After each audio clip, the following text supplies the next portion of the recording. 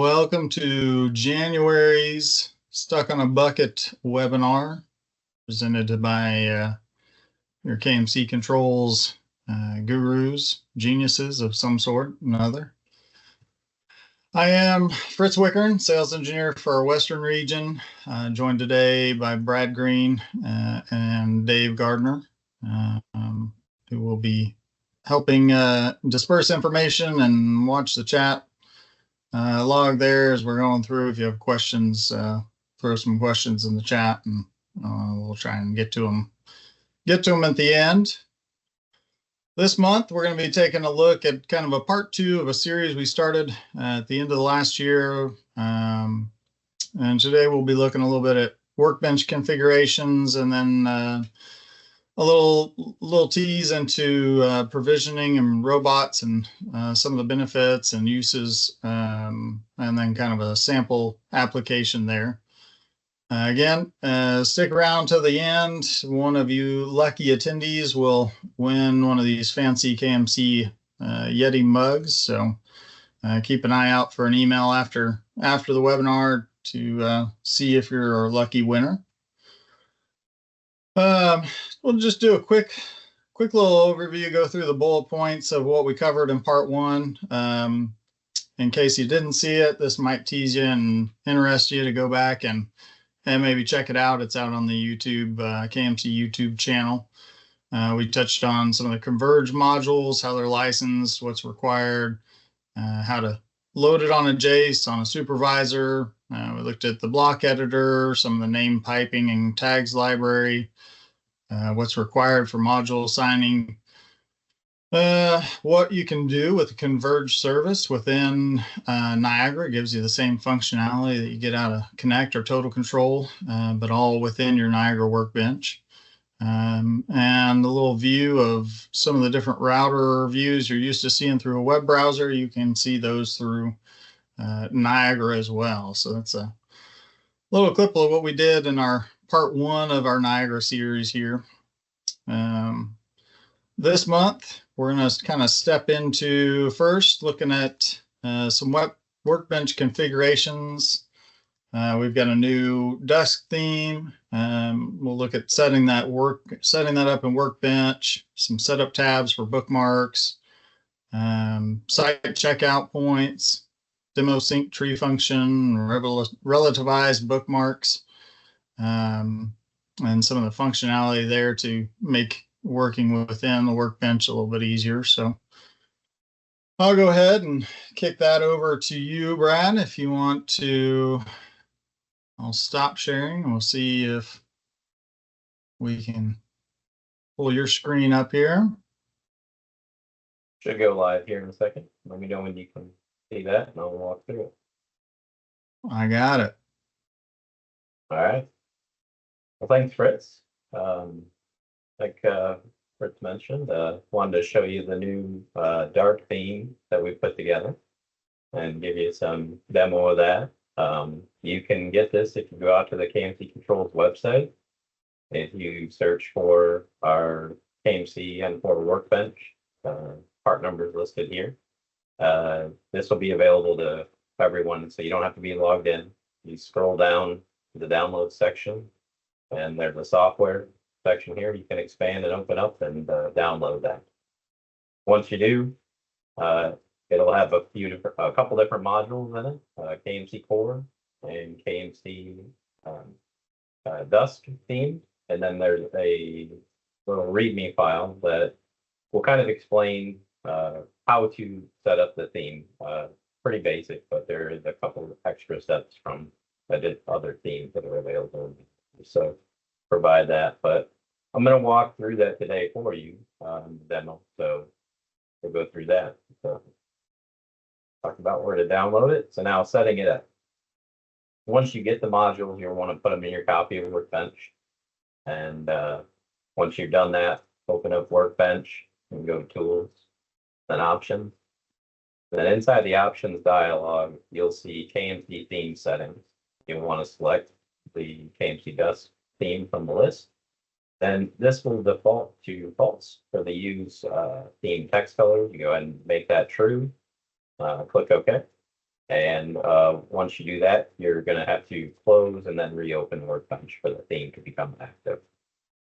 So just like other themes.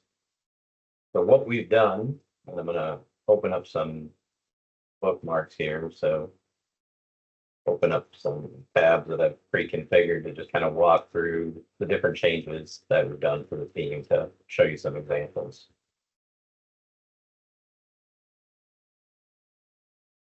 So I look at the program service.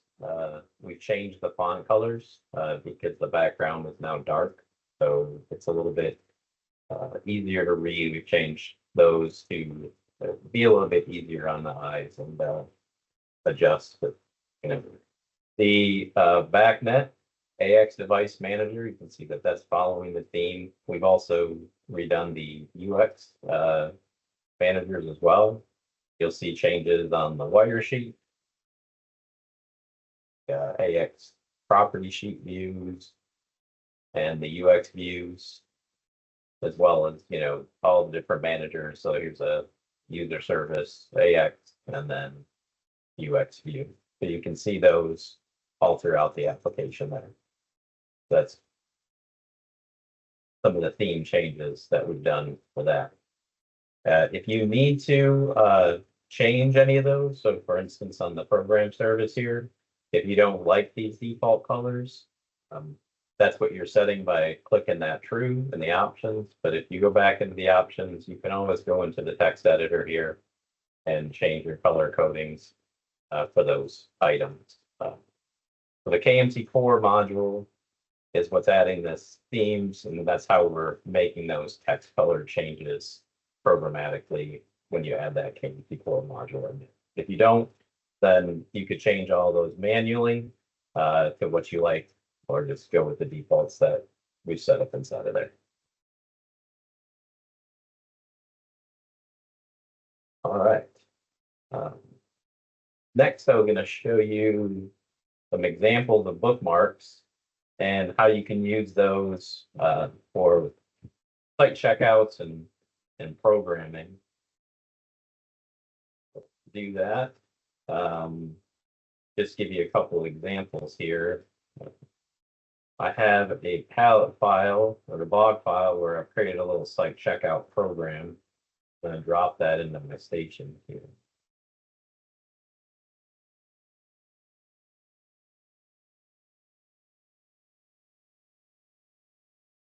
So inside this site checkout folder, all I'm doing is I've got some PQL grids that kind of show any points that are in override, alarm, down. And I'm just taking those into some queries to see, if any of them are above 0, and then I'm animating the icon of this object. I sync my tree and find it. You can see that site checkout, kind of failed. So just give me an icon there that says it failed. So on the supervisor or my local here, do the same thing. Drop that down into there. And this one, since it's all zeros, you can see that in my tree, it shows check mark saying that checkout is good. So one of the things that I wanted to cover was the bookmarks, and what I opened up earlier where I had this all pre-configured for the webinar today. Really handy. You can use this for, checkouts on individual sites. If you open up multiple tabs, so I'm going to open up one here. So I got my supervisor, and here, if I go down to my individual, my Jace, then you can see that I have those. I've just added some text here to link into the station name so you can see which one I'm on as I jump back and forth between those. But I got these two, tabs, and if you have a consistent set of pages or units that you're going to check out jobs, if you go to those all and go into your bookmarks, and you can bookmark all tabs and all this site checkout.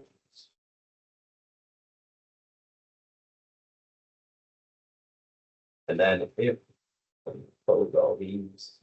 Go back out to just the about screen here. Now, if I open up those, if I get connected to my station and go up to bookmarks and site checkouts, and then just open in all tabs, and then it's going to open up to where I was. I find this pretty handy too if you're adding modules halfway through and you're commissioning a JACE or something like that. You add a couple modules or something, you need to restart Workbench, kind of wherever you're at. You just go in there, bookmark all your tabs, and then close out a Workbench, and then come back in. You can open it up and hit that, and then you'd be right back to where you were. So, quick little way to get back to what you were doing without losing a lot of stuff. The other interesting thing about bookmarks is they do have a sidebar that you can add, and that's pretty helpful. So if you want to go to individual items, so if I want to go just look at that program service, or maybe just the BACnet network, you can navigate through that sidebar. So if you have commissioning steps that you want to run through repeatedly, using that bookmark sidebar is a pretty good way to do that. So that sidebar can come in for handy. Another interesting thing for bookmarks is if I close out this one, I'm going to come back in here and I'm going to bookmark this individually. So I add to bookmarks. I call this a relative site checkout. So now I have my relative site checkout. If I click on it, it's always going to take me to that site checkout that's in my supervisor. Even if I'm down here in my JACE and I double click on it, it's taking me back up into my supervisor. But you can go into the bookmarks and go to manage, and you can take any bookmark that you have and then relativize it. So highlight it, click edit, remove the specific information for the full URL or save that.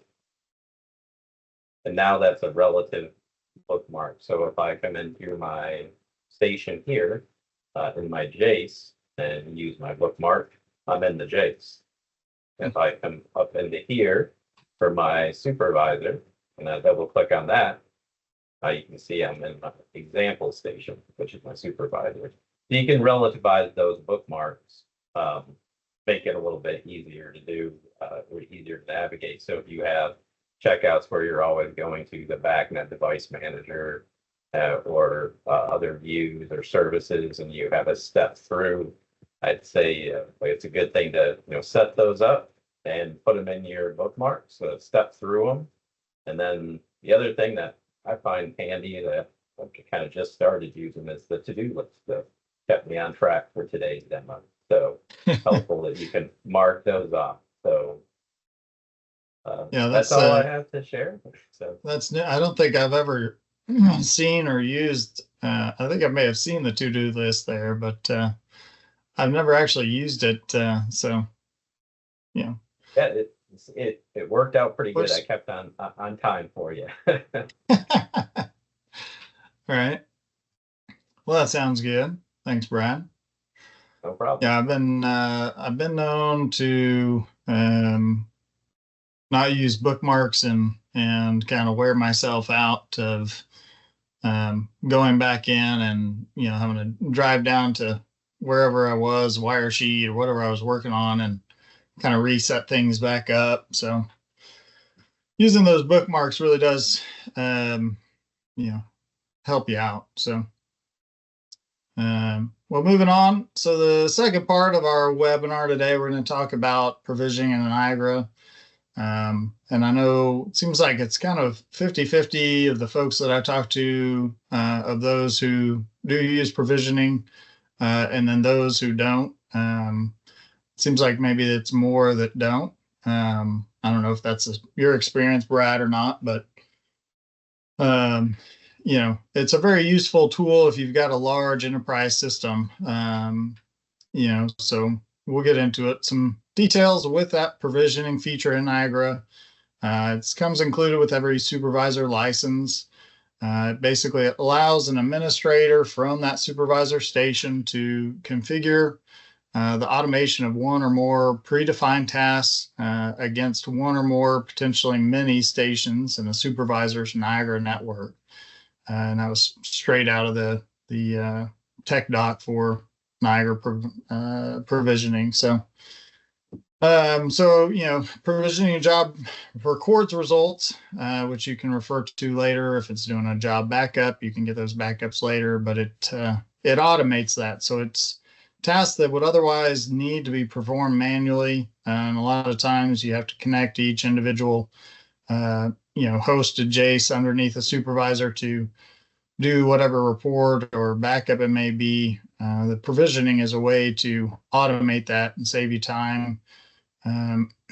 So that if you happen to get sick and you don't get to a job and make backups on a particular week, it's still there. So it's still functioning. A few of the examples of what some of the things you can do with the provisioning. You can deploy templates, manage your certificates, configure your platform, station and security, update licenses on all your hosts, update software on all your hosts. And again, mentioned there the discovery recovery backups.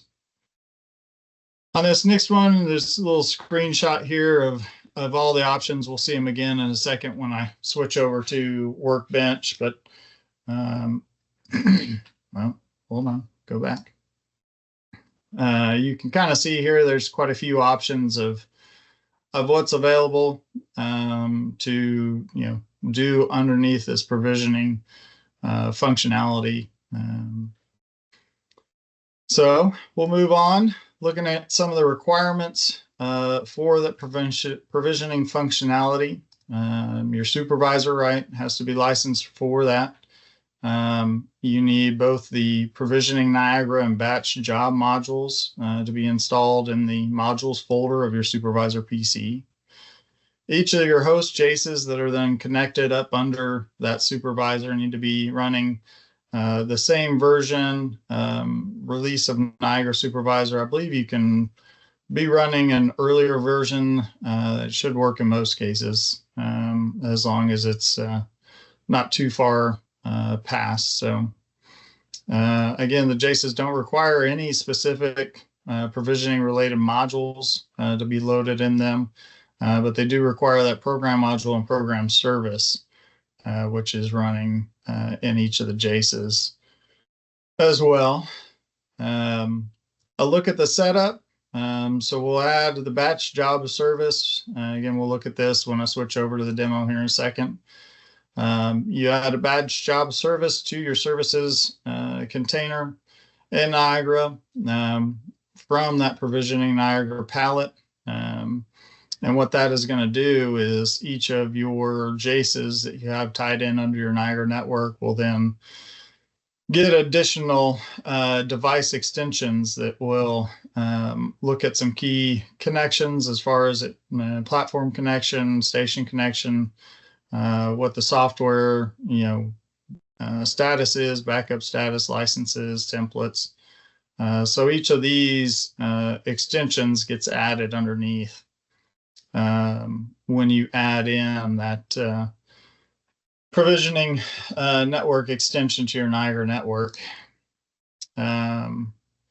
For each of these Niagara stations under your Niagara network that you're planning to do provisioning on, it's important to go in and confirm that you've got the correct platform port number and credentials of the host to make sure you're getting a good connection there, because all of this does run through those platform connections. If it's, updating software, updating certifications, everything, that all runs through the platform. So it's important to make sure you have that set up and running properly. Let's see what else. If you are using SSL, you may need to approve the certificate of the JACE and the certificate manager. Just something to keep an eye out for there. So a little look at what's involved here, a couple screenshots. So from that provisioning Niagara palette, we'll pull out the batch job service, drop it in your services container. In the case of running a scheduled backup, we'll use a triggered schedule. So we'll example here in a minute will show us kind of how that links up, but that way you have a scheduled backup to run at a certain time. So, all right. So before we wrap up, let me switch screens here to pull up my Workbench. And if y'all can see, can you see my Workbench tool here, Brad? Yep. All right, sounds good. So starting this off, you've got your provisioning Niagara module is where this all starts. You open that up, and the first thing you'll do is pull out and drag in your batch job service under your services container if you don't have it already in there. I believe some of the new station templates may come with that in it, but I'm not 100% sure on what's loaded in these or not. But that's the first step to starting this. So when you load that batch job service in there, if you open it up, you'll see a status, a job queue, max number of threads. If you want to be able to increase the number of threads or work you're doing with the provisioning, you can increase that here. Also to note, you do get alarms that'll come through based on what task you're running through the provisioning.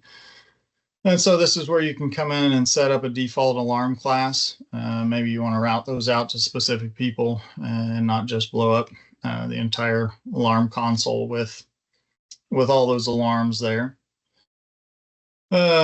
Next, let's look at our Niagara network. So we've got a demo JACE here, and looking at the property sheet for it, if we scroll down, we can see these added extensions that were added when we dropped this provisioning network extension onto our Niagara network for any of our Niagara connections that you may have under here. In this case, what you want to pay attention to, it's important to come in and see that your status here, I've got an alarm of some sort. But the main thing you want to make sure is that it's actually communicating. You've got your password set, your port number. Like I said, everything with the provisioning is going to run through the platform. So you want to make sure that you have those set up correctly. So then the tasks that you set up to run will actually pull through and go through. So those are the basic steps for getting it. So next we're going to look at running a test or running a job backup. So we're going to switch over and look at our provisioning network extension under our Niagara network here. It's an option once you've dropped this provisioning network extension on here. And so we've got options here in this top field to click on the plus here in the middle, and you can see what some of the tasks are available. Add station user, copy local file, deploy template, install certificate, install software, do a reboot, a whole lot of things you can do in here. And then to the right side, it gives you a little detailed description of what each one is going to do. In this case, we're just kind of today for looking at doing a backup of a station. So we'll select that. So we've got backup stations. That's our provisioning step that we're going to run. Down here in the lower section is where we would pick up what JACEs we have. I've just got one demo JACE connected, but if you've got a large campus, all of your JACEs would be pulled up and available under here to be able to run that on. So we'll set that up. So I'm going to run a backup station of this demo JACE 8000. And from here, we can say, all right, let's go ahead and run that now. So it's going to run through. It'll shouldn't take too long to pull through. And then while it's doing that, we'll kind of take a look at, oh, there it goes. So it's success. So we've got that backup there. So what we can do here, just for kind of confirmation that it worked, if you looked at the view log here, you've got all your message information of what it processed, what it backed up. And then we've got a link here that shows just where that backup is. And in this file structure here, we've got those double arrows, which refers to our user home. So we can switch over to, real quick, our installation folder, and we'll drive down, come in and find our daemon user home, our stations. We've got the sandbox here.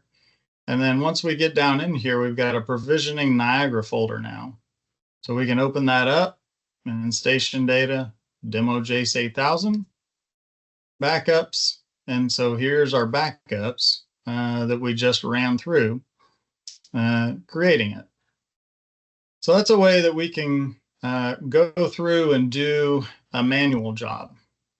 On these next steps, what we want to do is set up a prototype job that we can set up to run again and again. So I've created just a standard folder under my config folder, and from our provisioning Niagara folder here, you can drag out this Niagara network job prototype, and you can name it what you want to. In this case, I'm just going to leave that one there. This one that I set up a minute ago is my demo JACE backup. We'll look at it for reference. So in here, I've got it set up to do a backup of my station. I've selected my JACE by using our plus arrows here. And then the difference here with this prototype is we can come up in the top right and click on our drop down and find this prototype job list.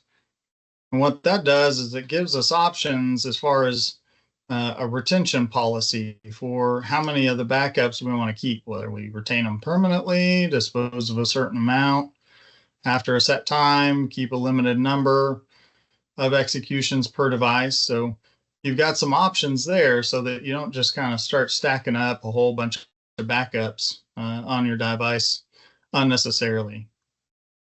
So once you get that set up, you can click save down here, and then we'll come back to our prototype view page, and we can do run now, which will start that prototype job. So we're getting close to done here. So let's go back to our wire sheet.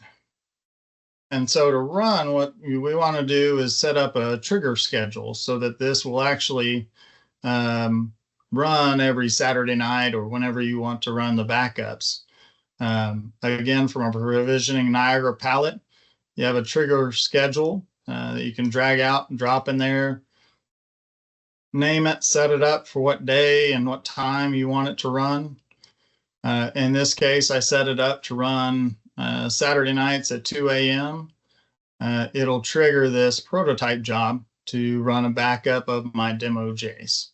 And that'll save off onto my local, daemon user home under the station folder, and have those backups there. So it's a good way to automate your backups. If you're not able to connect to the sites regularly and do it yourself, you can set this up, and that way, if you have, power failures, equipment failures, whatever it may be, you're getting backups of your system automatically. But then to, expand on that, you can come in and there are just a whole lot of things that you can do once you kind of start digging in and looking around through all these different options. As with most things in Niagara, they've done a great job of creating the documentation. So if you go into your root folder where all of your docs are. You'll find there's a Niagara provisioning guide, and that'll take you through the initial steps, kind of what we covered today, frequently asked questions, one-time jobs, regular scheduled jobs. But there's a whole lot of information in here about provisioning. It's kind of a slow read, but if there's something specific, maybe you're looking for help on setting up, that's a good resource to go to. But I think that just about covers it, and we're just about at time. I do want to open it up, I guess, if we have any questions, if anybody has any questions on what we've talked about. I know that this is kind of a quick hustle through. We could probably spend an entire hour going through setting some of this stuff up. Have there been any questions come in the chat? While we're waiting for those questions, Fritz, I did want to mention like where you added the stations there at the bottom, especially in your prototype jobs. Just everybody remember that as you add new stations to your supervisor, they won't get added there automatically. So, you'll have to go back into that prototype job and click your stations in there. Any new ones that are added and get saved that you want to back up. Gotcha. And then if you can navigate over to the Niagara network, Fritz, and then look at the demo Jace that you have there. If you can look at the property sheet of that guy. Right. And one of the things under there that I've found useful in the past for troubleshooting is that station proxy. It's underneath the platform connection. It's about 6 from the bottom. Just go ahead and click on station proxy. And this is giving you a proxy of your application director up from your site to your supervisor. This is actually pretty handy. I've seen situations in the past where the station's unresponsive from a station connection, and Right. you can still get into here and you can issue a remote reboot. Now, I'm not saying that you want to do that all the time, but if it does save you a trip out to the site, just reboot the Jace. It might be worth it. And you can also that's see handy. the application director there, so Right. it is helpful. And that's just looking at the property sheet of our Jace under that Niagara network, and then opening up the station proxy. Nice. Yep. Perfect. Oh, that's great information.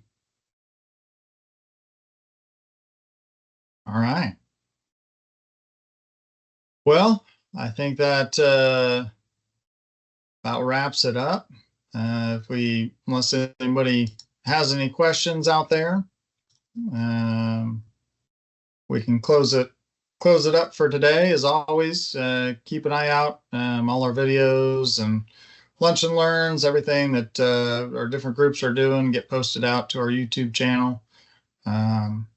If y'all do have any topics that you'd like us to cover, feel free to comment on one of the LinkedIn posts or shoot me an email, just fwichern@kmccontrols.com.